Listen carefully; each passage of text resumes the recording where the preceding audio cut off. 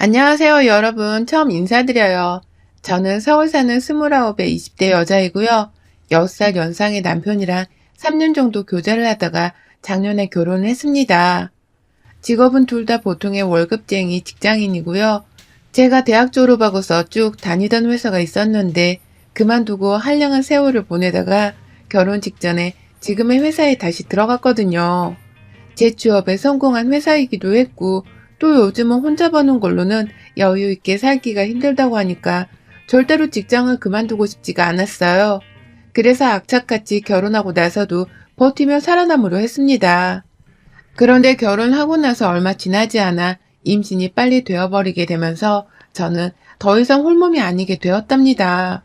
요즘 또래 친구들에 비해서는 이른 나이에 결혼을 한 거고, 그래서 적당한 나이에 임신을 한 것처럼 보이지만 저 스스로에겐 너무나 빨리 찾아온 아이였어요. 회사 생활에 지장을 주는 임신이었기 때문입니다. 재취업을 한 지 얼마 되지 않은 초짜 20대 사원이나 다름이 없는데 회사를 다니다가 바로 결혼도 하고 임신까지 해버리니 저는 완전히 진상의 사원이더라고요. 누가 봐도 말이죠. 최대한 동료 직장인들한테 피해를 주지 않기 위해서 제가 임신을 하고 나서 얼마나 노력을 했는지 몰라요. 나는 결혼하고 애를 낳고 나서도 이 회사를 꼭 끝까지 다니면서 월급 받고 살고 싶다는 것을 꼭 알려주고 싶었습니다. 그래서 무거운 몸을 이끌고서 계속 회사를 나갔고 일도 정말 열심히 했어요. 막달이 되어서까지도 회사에 붙들려 있으니 그제서야 직원분들의 입에서 먼저 말이 나오더라고요. 왜 육아휴직도 안 쓰고 이렇게 몸을 무리해가며 일을 열심히 하냐며 말이죠. 그 정도로 제가 쭉 몸을 혹사시켰습니다.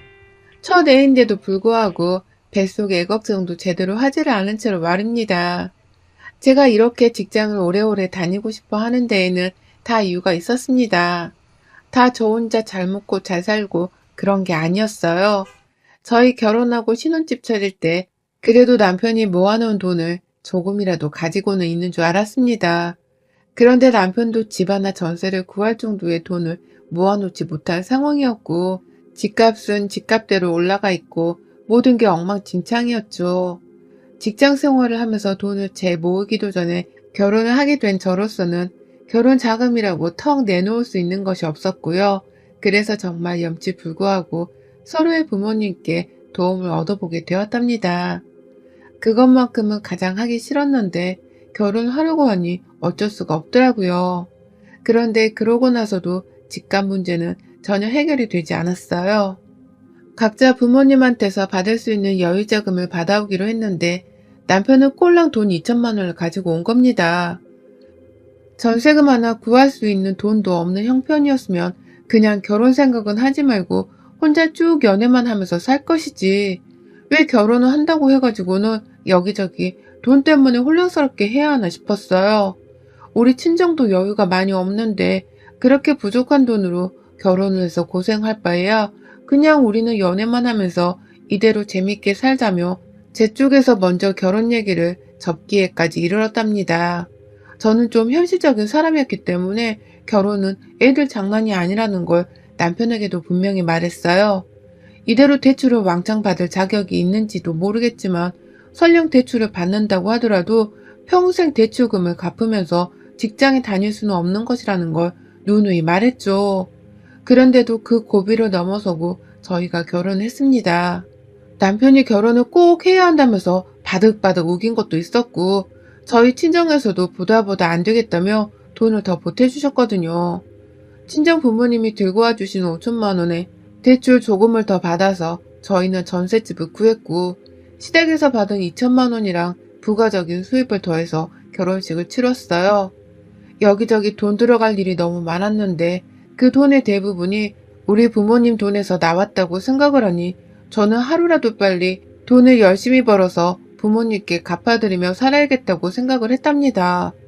또 뱃속에 아이까지 가져버렸으니 더욱 책임감을 가지고서는 일을 해야겠다 싶었죠. 제대로 된 계획이라는 게 하나도 없는 채로 이것저것 다 저질러버리며 무책임한 모습도 없잖아 많이 보였었는데요. 부모가 되고 난 후부터라도 제발 돈 문제나 아이 문제에 있어서만큼은 책임감을 가지고 잘 살아보고 싶었습니다. 그래서 제 자신을 더 혹사시켜가면서 회사에 출근을 했고 막달이 되었어도 일하는 것에 있어선 거리감이 없었어요. 오히려 어떻게 하면 산후조리를 빨리 끝내고서 임신 전에 그 가벼운 몸으로 돌아갈 수 있을지에 대해서만 고민을 했죠.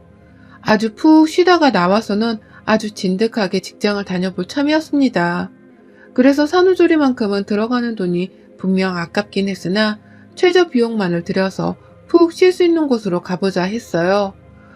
제 일을 대신 봐주는 분들이 계셔서 잠이라도 제가 더 많이 잘 수 있는 곳으로 말이죠. 그런데 출산하기 넉 달 전부터 시어머니가 옆에서 산후조리 노래를 부르더라고요. 그냥 제가 어머님이랑 전화 통화를 하다가 무의식 중에 산후조리는 잘해야 하니까 좋은 데로 알아봐야 하는데 라는 식으로 산후조리원을 알아보고 있다는 것을 말씀드리게 되었어요. 그런데 그날 후로 저만 보면 산후조리에 대해서 조언을 해주시더라고요.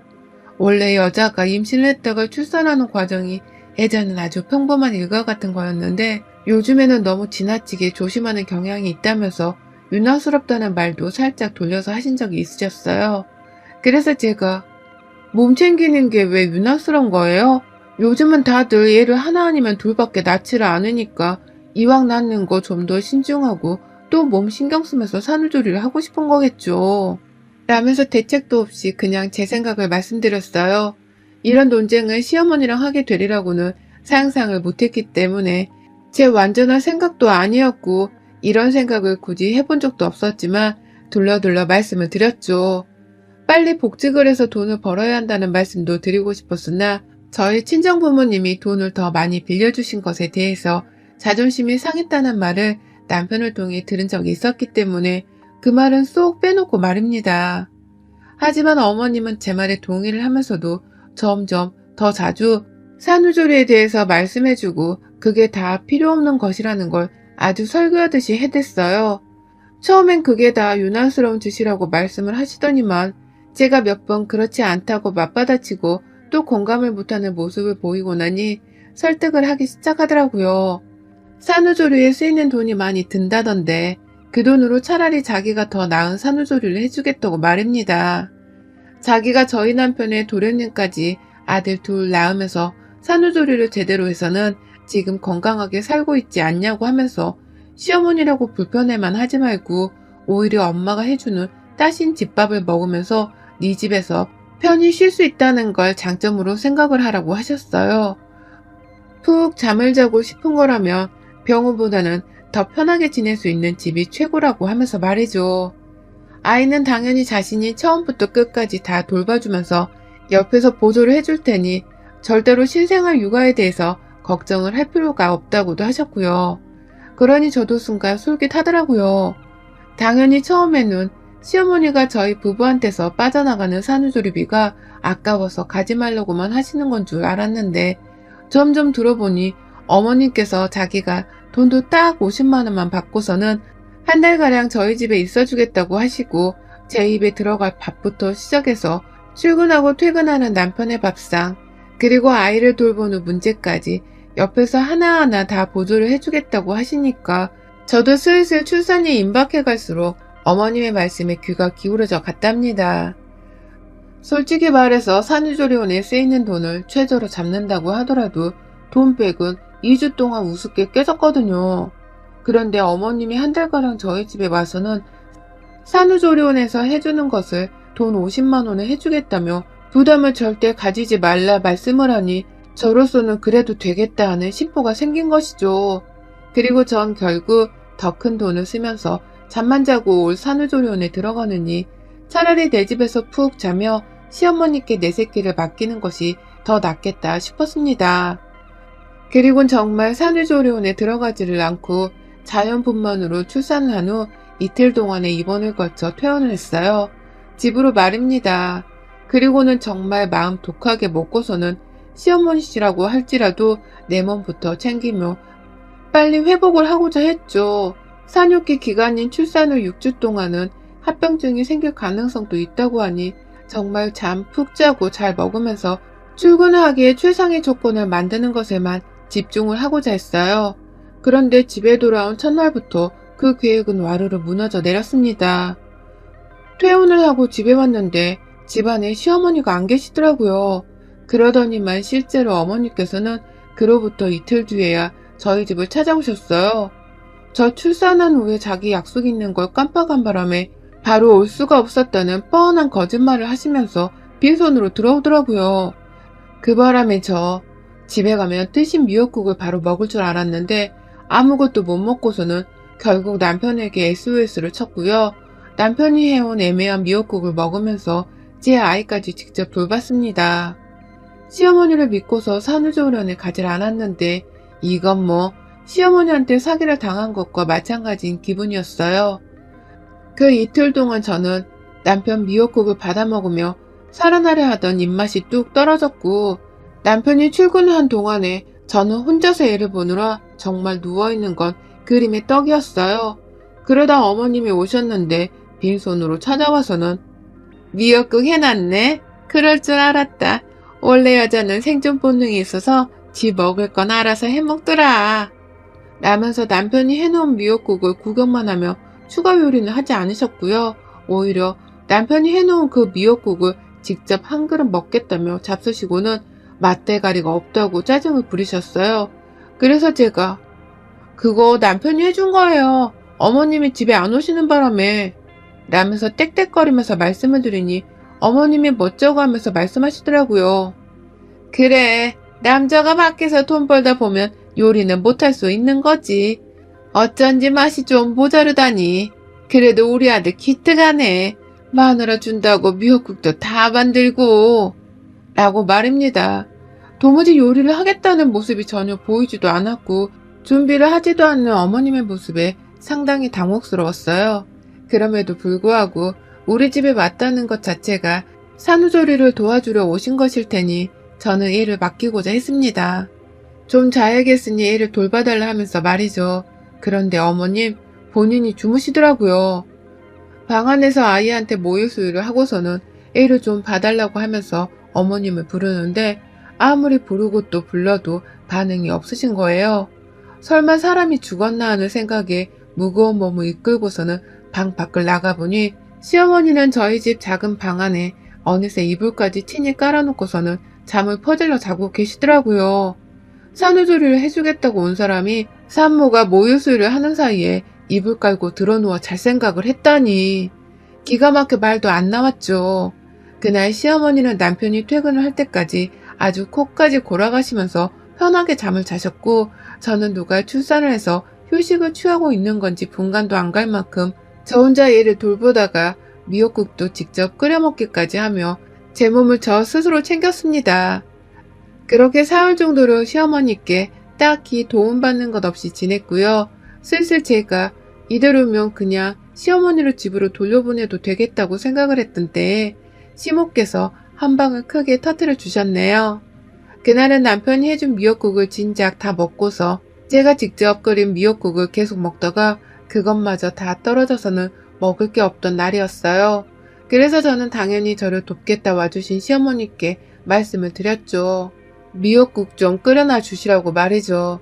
그런데 시어머니가 미역국이 다 떨어졌어? 그거 하나 좀 불려놓기라도 하지. 라면서 심드렁하게 불만스러운 대답을 하더니만 알겠다. 라고 하시더라고요. 그러니 저는 대답을 듣고서 다시 방 안으로 들어가 아이를 좀 보다가 쓱 침대에 누웠습니다. 불만 가득한 시모 표정이 열받아 죽겠고 저럴 거면 왜 자기가 산후조리를 잘 해주겠다는 거짓말을 해서는 우리 집에 온 걸까 싶어서 사기를 당했다는 생각에 기분이 더럽기도 했어요. 누워서도 계속 시어머니를 향한 불만 때문에 기분이 꽁해져서는 마음이 심란했고 애 걱정을 뒤로한 채 제 몸부터 잘 챙겼어야 했음에도 불구하고 전 애 걱정을 계속하면서 산후조리가 제대로 되어가고 있지 않음에 걱정이 한가득이었죠. 이러다가 출근하는 날에 계속해서 몸을 끙끙 앓아가며 출근을 하는 게 아닌가 싶기도 하고 말입니다. 여러모로 시어머니한테 사기를 제대로 당했다는 생각이 들어서 화가 치밀어 오르던 중이었는데 밖에서 시어머니가 요리를 하긴 하는 건지 뭔가 자꾸 뚝딱뚝딱 거리는 소리가 들려오대요. 그래서 전 당연히 어머님이 미역국을 드디어 만들어주는가 보다 싶었습니다. 그래서 잠시라도 좀 쉬어보려 했는데요. 어디선가 불현듯 익숙한 냄새가 방 안으로 밀려 들어왔어요. 그 냄새는 마치 제 오감을 완전히 자극함과 동시에 머릿속에서는 자연스레 양은 냄비를 떠올리게 하는 그런 냄새였습니다. 제가 아주 잘 아는 냄새였죠. 저도 모르게 누워있다가 자리에서 일어나서는 "이게 뭔 냄새지?" 라며 육성으로 말을 했습니다. 그리고는 설마 하면서 아이를 잠시 혼자 내버려 둔 채 후다닥 부엌으로 나가봤죠. 하지만 부엌에 도착을 함과 동시에 저의 의심은 확신이 되었고 그 냄새의 진위는 분명해졌습니다. 제게 너무 익숙했던 그 냄새는 바로 컵라면 냄새였어요. 하다못해 라면을 끓이더라도 냄비 안에다가 물을 끓이고서 면을 익히는 4분 정도의 정성도 들이지를 않으셨더라고요. 그냥 컵라면 하나를 발견하셔서는 그 안에 끓는 물을 부어놓고서 면이 익길 기다리며 식탁 위에 올려만 놓으셨더라고요. 미역국을 만드는 줄 알았더니 미역은 온데간데 보이질 않았고 제가 나와서 그 광경을 보며 혀를 내두르자 시어머니는 당황스러워하는 듯 말씀하셨어요. "아니, 미역을 불리려면 그것도 또 시간이 들고 너 배고픈 것 같은데 그냥 컵라면부터 먹으라고. 나중에 네 남편 오면 미역국 제대로 해서 줄게." 라고 말해줘. 출산은 내가 했는데 미역국은 남편이 퇴근하면 만들어주겠다니 이게 뭔 소리입니까? 애기 모유수유도 해야 하는데 이런 며느리한테 컵라면을 먹일 생각을 다 하시다니요. 정말 기가 막혀서 코에서는 헛바람이 새어나왔어요. 당연히 저는 컵라면을 먹지 않으려 했고 시어머니가 너무 괘씸해서는 방 안에 들어와서도 분이 안 풀려 끙끙 앓았어요. 온 집안에 라면 냄새가 아주 진동을 했고 얘는 엄마 기분도 모른 채 제 발소리에 깨서는 막 보채려고 하는데 머릿속이 점점 블랙홀이 되어가는 껌껌한 기분이었습니다. 그러다 결국 저는 제대로 먹은 끼니도 없는데 밖에서 나는 라면 냄새가 너무 강렬하게 느껴지던 바람에 결국 그걸 또 처먹었고요. 라면을 먹으면서 전 이 상황 자체가 너무 억울하고 화가 난다면서 혼자 눈물을 그렁그렁 거렸어요. 차라리 그 돈 50만 원을 친정 부모님께 더 얹어서 드리고서는 친정에 가서 지낼 걸 싶었나 하는 후회도 들고 왜 내가 친하지도 않던 시어머니의 말씀을 믿고서는 시어머니께 산후조리를 부탁했나 싶어 또 망연자실했죠. 여러모로 후회가 많이 생기는 저의 결혼생활 자체에 한탄스럽기까지 했고 말입니다. 그렇게 컵라면 반 정도를 먹다가 갑자기 생각의 현타가 밀려와서 남은 컵라면은 죄다 싱크대 위에 버렸고요. 그냥 시어머니께 일을 아예 떠밀듯 맡겨놓은 채로 전 방 안에 들어가 누워버렸어요. 내 집에 산후조리를 도와주려고 오셨으면 그에 합당한 노동이라도 최소한 해달라는 저의 투정이었습니다. 대놓고 시어머니께 화를 내고 싸웠다가 돈 50만 원도 날리고 산후조리도 다 날려버릴까 싶어서 화를 내지는 못한 채 눈치라도 좀 먹으라고 한 짓이었죠. 얘를 그렇게 어머님께 나물러라 맡겨놓고서는 모유수축 하는 것도 겨우겨우 해놓고선 제가 잠이 들어버렸는데 와, 깨어보니 거의 저녁 9시더라고요.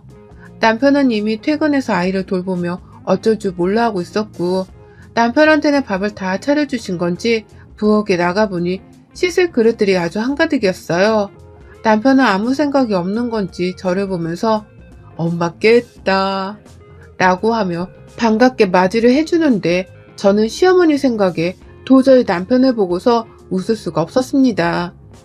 며느리한테는 컵라면 하나 띡 차려주시던 양반이 자기 아들한테는 얼마나 정성스럽게 밥을 해먹이신 건지 아주 부엌을 가니 치울 것들이 한가득이었고 전 그만큼 화가 더 치밀어 올랐죠. 그 와중에 시어머니는 "아휴, 내 몸이 내 몸 같지 않아. 몸이 너무 피곤하고 입맛도 없고 나이가 들어서 이런가?" 라고 하면서 출산한 제 앞에서 힘들단 소리를 잘도 꺼내시는데 그 꼬라지가 너무 보기 싫어서 씻고 난 후 애를 좀 보다 바로 방 안으로 들어왔어요. 제가 자는 동안 남편이랑 어머님이 어떻게든 알아서 애를 봐주신 걸 알고서는 내가 그냥 모른 척을 하면 지들이 알아서 애를 보긴 보겠구나 싶었거든요. 그렇게 방 안에 들어와서는 혼자 억지로 잠을 청하려 했고요. 그러다가 또 밤 12시가 겨우 넘어가는 그 시각에 눈이 떠졌어요. 아까 컵라면 냄새를 맡았던 기억이 다시 되살아나듯이 아주 익숙한 냄새에 의해서 제 눈이 그 밤에 떠져버린 겁니다. 그런데 옆에 남편이 없더라고요. 애만 조용히 숨소리를 내면서 곤히 자고 있었고요. 얘가 깰까봐 저는 출산한 여자인데도 불구하고 발꿈치를 치켜 들어 올리기까지 하면서 조용히 방을 나섰습니다. 그리고는 방문을 열자마자 정말 바로 그 익숙한 냄새의 정체를 또다시 확신하고야 말았어요. 그건 바로 치킨이었습니다. 이 밤에 막 치킨을 주문한 건가 싶어서 이 시간까지 문을 여는 치킨 가게가 근처에 있었나 의아해하던 중 밖에서 시어머니의 쥐새끼 같은 말소리가 들려왔어요. 아까 이거 시켰다가 네 마누라가 깨서 얼마나 놀랬는지. 문 밖에서 치킨이 식을까봐 걱정을 했는데 이제 보니 치킨은 식은 게 더 맛있는 것 같다. 라고 하시더라고요. 그러면서 지 아들이랑 좋다고 그걸 맛있게 나눠 먹느라 쩝쩝거리는 소리가 제 귀 바로 옆에까지 들려오는데 환장하겠더라고요. 며느리한테 치킨 한 조각 나눠주는 게 아까워서는 아까 제가 일어났을 적에 치킨이 집에 도착을 했음에도 모른 척 그냥 그걸 집 밖에 놔뒀나 보더라고요. 일부러 저한테는 인기척도 안 하고 지들끼리 먹으려고 배달원한테는 배달 시에 문도 놓고 하지 말라고 말을 했던 것이고요. 그러니 저는 아무 눈치도 채지 못한 채 컵라면 반만 겨우 먹고 잠이 들었다가 일어나서도 뭐 하나 얻어먹지를 못한 채 굶주려 하면서 억지로 잠을 들려 했었고요. 제가 속에서 천불이 내고 있던 그 사이 시어머니는 더 영악한 짓을 하면서 저 혼자 치킨을 주문하고 지 아들하고만 먹으려 했던 겁니다. 그걸 또 이 새벽에 저하고 아이가 모두 잠든 사이에 둘이서만 쪼르르 부엌에 나와서는 그걸 처먹고 있는데 그러니 저 두 모자의 행복에 찬물을 끼얹어 줘야겠다 싶었죠. 뭘 쳐드시고 있나? 라면서 불현듯 나타나 두 사람한테 말을 거니 시어머니는 귀신이라도 본 듯 소리치며 자빠지려 하셨고 남편도 놀랬다가 심장을 부여잡고 여보 라고 절 부르더라고요. 그리고 저는 놀래 자빠진 시어머니가 더 놀라시길 바라는 마음으로 눈앞에 있는 치킨박스 하나를 통째로 들고서는 싱크대 위에 가져다 버렸어요. 그리고 물을 틀어버렸죠. 어머님은 저한테 오늘 컵라면 하나 겨우 만들어주시더니 산후조리도 안 하는 남편한테는 저녁밥도 차려주시더니만 야식도 시켜주셨나봐요. 누가 보면 이 사람이 일을 낳은 줄 알겠어요. 라고 말을 하면서 시어머니를 노려보니 남편은 컵라면만 먹었다고? 당신이?